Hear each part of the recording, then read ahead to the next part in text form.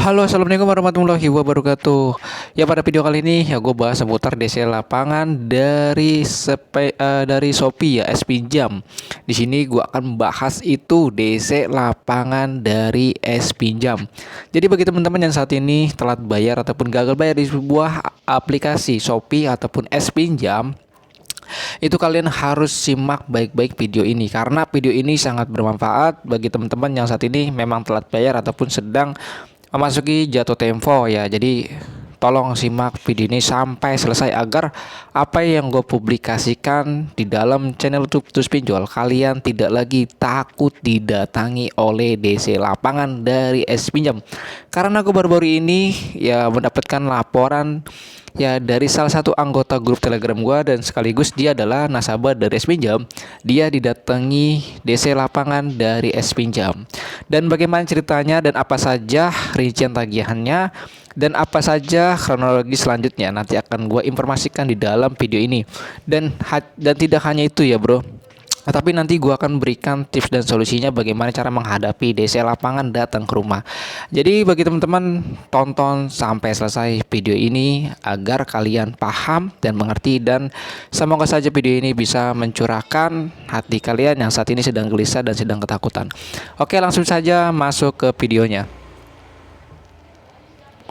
Sebelum aku masuk ke videonya, di sini bagi teman-teman yang saat ini sudah menonton dan sudah mensupport channel ini, silakan kalian bantu dukung channel ini agar cepat berkembang dengan cara kalian klik tombol subscribe dan kedua kalian klik tombol like-nya. Dan bagi teman-teman yang saat ini memang mau bergabung join di grup Telegram gue, silakan kalian gabung saja di link grupnya itu ada di deskripsi. Oke, kita akan bahas ya. Dan ini akan gue tampilkan laporannya dan juga berkah bukti-buktinya bahwa DC lapangan dari Shopee ataupun S Pinjam ini mendatangi rumah nasabah. Ya, di sini gue akan menceritakan sedikit kronologis untuk nasabahnya ini. Nah, nasabahnya ini ya dia itu awal telat bayar itu di bulan Juli 2022. Artinya itu sudah setahun lebih ya.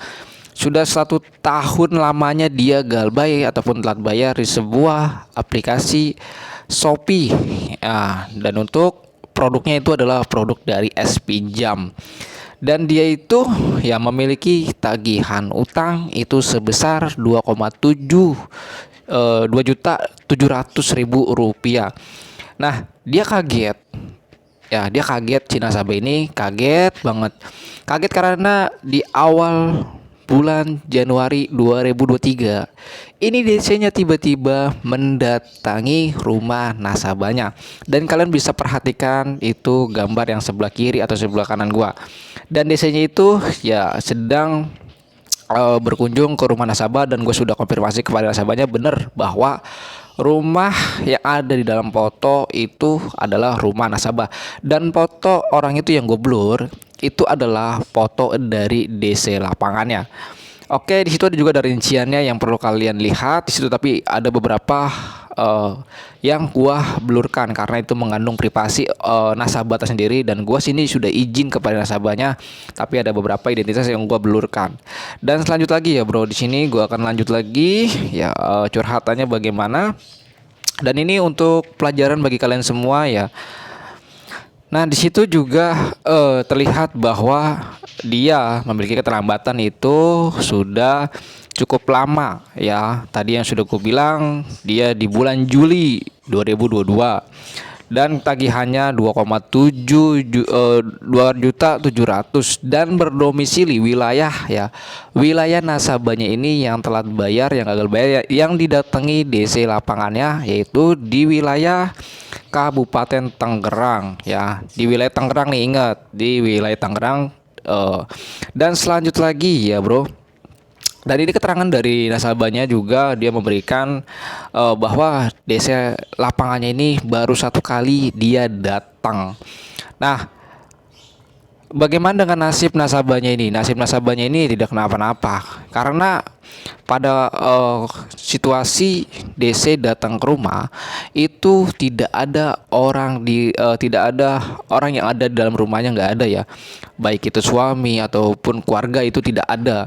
Tetapi ya dari suaminya sendiri ini tidak menemui dari DC lapangannya karena suaminya sedang kerja, dan untuk istrinya juga yang nasabahnya ini sedang ada di luar rumah. Dia hanya kaget saja karena tiba-tiba ada DC yang datang ke rumah, yang itu DC-nya menginformasikan via WA. Dan itu tadi kalian sudah lihat bukti WA dari DC-nya bahwa dia melaporkan bahwa DC-nya itu sudah sampai di rumah. Oke, lanjut lagi ya bro. Dan di sini si nasabahnya ini memang belum sanggup membayar karena kondisi ekonominya yang saat ini memang sedang kurang ataupun minus ya.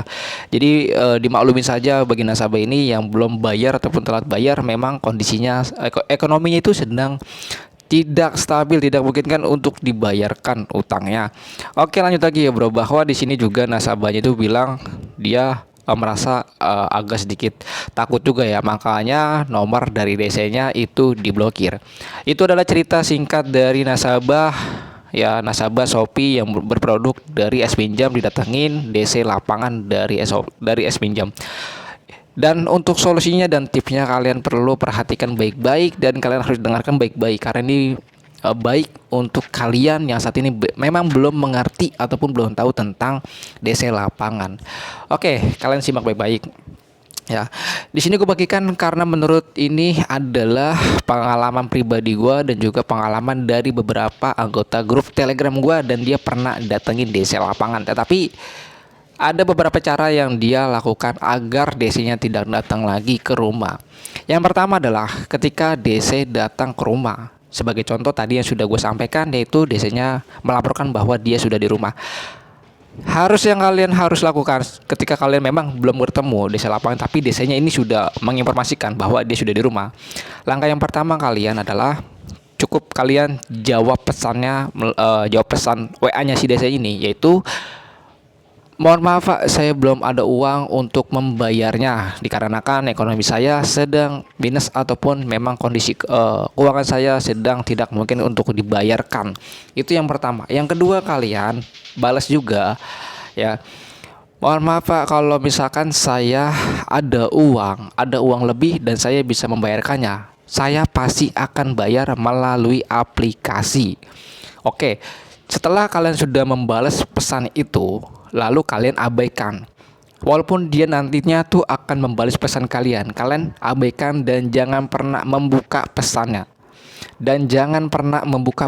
Kalian cukup balas itu aja. Dan selanjutnya kalian bisa memblokir WA-nya. Tapi kalau gue pribadi, gue nggak pernah memblokir ya, tetapi gue hanya untuk mengabaikan, gue arsipkan dan gue hit notifikasinya dari orang tersebut. Ya, artinya gue nggak buka-buka WA-nya dan gue harus mengaktifkan mode online-nya. Tadinya gue ada mode online, tapi setelah gue ada kejadian itu, gue mengaktifkan mode offline. Bagaimana cara mengaktifkan mode offline pada WA? Yaitu kalian bisa download mod WA ataupun gue juga dan gue make nggak pakai mod WA, tapi gue memakai WA Aero. Ya, untuk link downloadnya kalian bisa cari aja di Google ataupun bisa kalian download di website gue, yaitu WA Aero. Fungsi dari WA Aero itu juga banyak banget, fiturnya banyak banget ya. Tapi di situ gue hanya menggunakan mode offline ya. Dan kedua adalah mode dari centang satu. Ketika DC ya nge-WA kita buka pesan dia, maka kita buka pesan itu, DC-nya itu tidak tahu bahwa pesan itu kita sudah bacanya. Artinya mode centang satunya sudah hilang. Nah seperti itu ya, ada banyak cara yang tadi gue sudah sampaikan. Dan selanjutnya adalah bagaimana untuk kedepannya. Apakah setelah kita melakukan itu DC-nya akan datang atau tidak?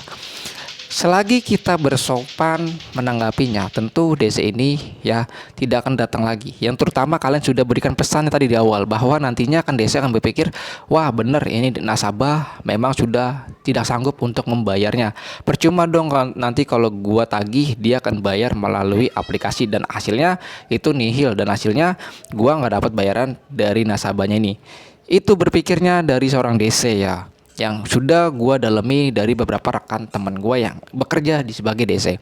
Oke, lanjut lagi ya bro. Terus poin berikutnya adalah ya, setelah itu kalian sudah lakukan ya, Kalau misalkan DC-nya masih datang sampai 2 kali, lalu kalian temui, lalu misalkan kalian temui ataupun kalian tiba-tiba ketemu dengan DC-nya, apa yang harus kalian lakukan? Yang kalian lakukan adalah satu, kalian menjawabnya pada chat yang tadi gua sudah sampaikan, yaitu ya kalau ada uang saya bayar melalui aplikasi, kalau nggak ada uangnya saya begini aja pak, nggak bisa saya bayarkan ataupun saya memaksakan untuk membayar. Jangankan untuk membayar dari tagihan pinjaman saya, untuk makan saja itu tuh pas-pasan, apalagi saya untuk membayarnya. Jadi kalau misalkan saya ada uang, saya akan bayar via aplikasi. Jadi intinya kalian konsisten dengan alasan seperti itu. Jangan pernah memberikan janji pembayaran, apalagi kalian mengiyakan janji pembayaran yang dibuat oleh DC pinjaman online ataupun DC dari platform manapun ya, baik itu dari paylater ataupun dari fintech dan lain-lainnya. Kalian jangan pernah membuat janji pembayaran ataupun mengiyakan janji pembayaran. Kalian cukup beri alasan yang tadi gue sudah sampaikan, yaitu jika saya memang punya uang saya akan bayar via aplikasi, tapi kalau misalkan saya nggak ada uang ya saya hanya seperti ini. Bapak mau datang sampai 1000 kali pun saya tidak akan bisa membayarnya. Kalian terus jawab seperti itu. Intinya kalian konsisten dengan jawaban seperti itu, dan jangan terlalu banyak bicara kepada DC lapangan. Cukup seperti itu. Dan poin terakhirnya yang kalian harus ingat ketika DC lapangan datang ke rumah lalu menemui Anda tiba-tiba, ketika DC memfoto kalian dengan alasan DC ini untuk laporan, perlu kalian ingat, itu kalian jangan pernah mau dipoto oleh DC. Kalau dipoto kalian hapus saja foto isi DC itu, karena itu hak Anda untuk menolak untuk dipoto. Di situ ada hak Anda untuk menolak untuk dipoto. Tetapi kalau dia DC-nya untuk foto rumah saja itu boleh ya bro. Itu biarkan mereka, kita kasih izin karena itu buat laporan dia untuk kerjaan. Tapi kalau foto kalian, data pribadi kalian, foto diri kalian itu sendiri, kalian jangan pernah mau. Kenapa kita nggak mau? Karena banyak banget yang sudah beredar kelakuan DC itu memanfaatkan foto orang lain dijadikan untuk tagihan pinjaman online. Pasti kalian akan mengerti dengan kata-kata itu karena sering banget nasabah di luar sana mendapatkan pesan ini contoh orang yang tidak bayar utang. Itu adalah foto orang lain dan dijadikan dan dimanfaatkan oleh DC-DC lain untuk perihal tagihan utang pinjaman, baik itu dari paylater ataupun dari fintech. Nah, seperti itu adalah informasi yang gua sudah sampaikan kepada teman-teman. Tidak hanya informasi aja yang gue sampaikan, tapi ada beberapa solusi, tips dan juga edukasinya kepada teman-teman. Dan terakhir ini ya, bagi teman-teman, resiko kalian tidak bayar pinjaman online ataupun di paylater, ini resikonya satu, kalian datanya blacklist data ataupun datanya masuk slik OJK. Artinya kalian tidak bisa lagi meminjam di sebuah perusahaan fintech ataupun di perbankan ya, ataupun kredit motor, kendaraan dan lainnya. Kalian tidak bisa meminjam atau meminjam uang ataupun kredit kendaraan. Itu resikonya. Lalu bagaimana dengan rekening ataupun dari kartu prakerja atau yang lain-lainnya? Itu tidak akan berpengaruh. Kartu BPJS kalian, ketenaga kerjaan itu tidak akan berpengaruh walaupun data kalian blacklist data. Yang kedua adalah rekening bank kalian. Ketika kalian telat bayar atau gagal bayar, ini kalian rekeningnya masih aman, tidak akan ditutup ataupun tidak akan diblokir. Cukup resikonya yaitu masuk slik OJK, data kalian blacklist ya, itu kalian tidak bisa meminjam kur ataupun pinjam di perusahaan fintech ataupun pinjam di perusahaan bank manapun, kalian tidak akan bisa pinjam. Itu saja resiko yang kalian hadapi.